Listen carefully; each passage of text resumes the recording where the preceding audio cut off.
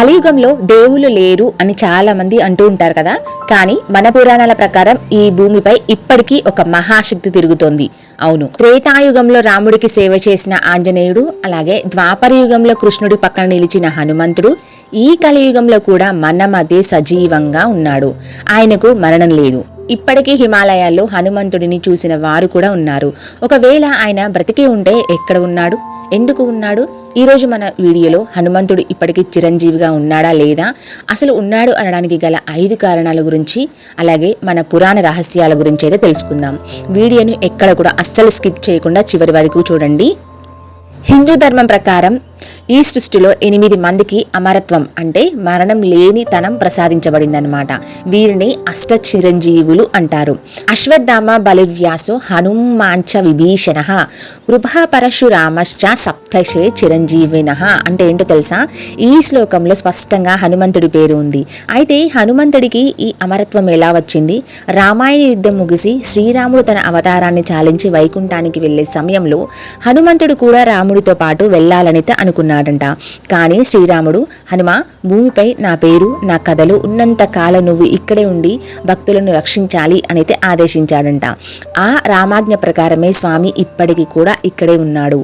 రాముడి ఆజ్ఞ మాత్రమే కాదండి, హనుమంతుడికి సాక్షాత్తు సీతాదేవి ఇచ్చిన వరం కూడా ఉంది. అదేంటంటే లంకలోని అశోకవనంలో ఉన్న సీతమ్మకు రాముడి క్షేమ సమాచారాన్ని అందించి ఆమె దుఃఖాన్ని పోగొడతాడు హనుమంతుడు.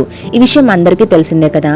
అప్పుడు ఆ సమయంలో హనుమంతుడి భక్తికి, స్వామి భక్తికి మెచ్చిన సీతాదేవి ఆయనకు అజరామర వరాన్ని అయితే ఇస్తుందన్నమాట. అంటే ఏంటంటే అజర అంటే ముసలితనం రాకపోవడం, అమర అంటే మరణం లేకపోవడం.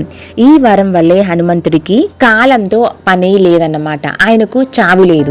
సరే, హనుమంతుడు బ్రతికే ఉన్నాడు, మరి ఆయన ఎక్కడ ఉన్నాడు అంటే పురాణాల ప్రకారం హనుమంతుడు నివాస స్థలం గంధమాదన పర్వతం అన్నమాట. ప్రస్తుతం ఇది ఒడిశాలోని బర్గఢ్ జిల్లాలో ఉందని కొందరు అంటున్నారు. మరికొందరేమో హిమాలయాల్లో ఉందని మరికొందరైతే నమ్ముతూ ఉన్నారు.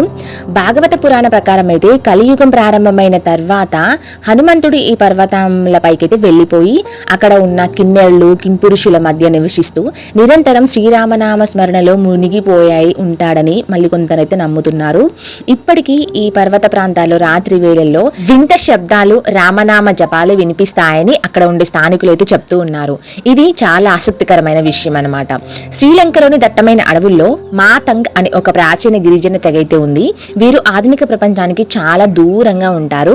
ఈ మాతంగ్ తెగ ప్రజల నమ్మకం ప్రకారం ఏంటంటే ప్రతి 41 సంవత్సరాలకు ఒక్కసారి అయితే హనుమంతుడు స్వయంగా వారిని కలవడానికి అయితే వస్తాడంట. రాముడి అవతారం ముగిసిన తర్వాత హనుమంతుడు కొంతకాలం లంకలోని అడవుల్లో నివసించాడంట. అప్పుడు ఈ మాతంగ్ తెగ ప్రజలు ఆయనకు సేవ చేశారంట.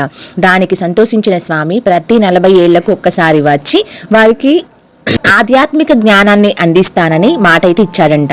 చివరిగా 2014లో ఆయన వచ్చాడని, మళ్ళీ 2055లో వస్తారని ఆ తెగవారి హనుమచరిత్ అనే రహస్య గ్రంథాల్లో రాసుకున్నారంట.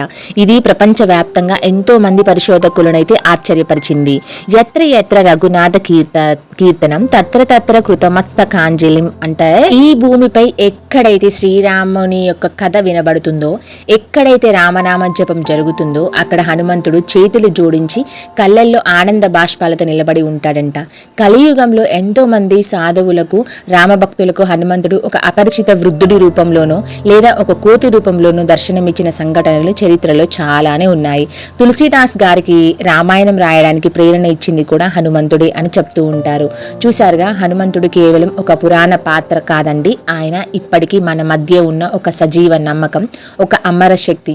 మనం నిజమైన భక్తితో, స్వచ్ఛమైన మనసుతో రాముడిని స్మరిస్తే ఆ హనుమంతుడి అనుగ్రహం మనకు కూడా తప్పకుండా లభిస్తుంది. మరి హనుమంతుడికి ఉనికిపై ఉన్న మీ అభిప్రాయం ఏమిటి? మీరు కింద కామెంట్ సెక్షన్ తెలియచేయండి. జై శ్రీరామ్. ఈ ఇన్ఫర్మేషన్ వీడియో మీకు నచ్చినట్లయితే ఖచ్చితంగా లైక్ చేయండి. మీ ఫ్రెండ్స్ అందరికీ కూడా షేర్ చేయండి. ఇలాంటి మరిన్ని ఇంట్రెస్టింగ్ వీడియోల కోసం మన ఛానల్ని ఇప్పుడే సబ్స్క్రైబ్ చేసుకోండి.